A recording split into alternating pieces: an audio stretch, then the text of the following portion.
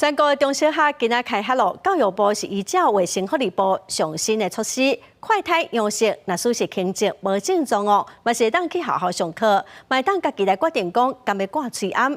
今仔开学也毋过有一寡学校哦，是个继续在找代理教师。休转2个月结束，高中以下学生就要去学校上课，有学生是感觉真欢喜。在暑假的时候没有同学，没有跟同学一起玩，很无聊。家长甲囡仔送去到学校的门口口，因为台北市防治 COVID-19 新冠病毒有新的指引，家长若想要入去学校了解嘛无问题，而且囡仔伫学校若准无想要挂喙罨嘛会使。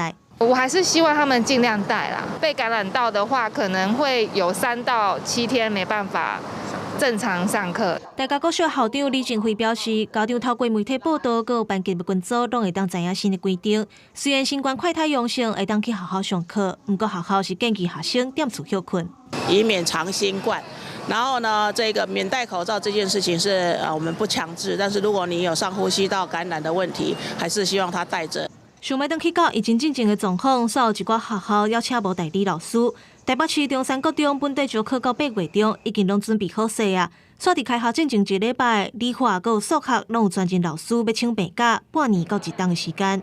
那我们就请我们校内老师在我们找到代课老师之前，全部把课都吃掉，所以等于说我们其他老师是 overloading 在这段期间。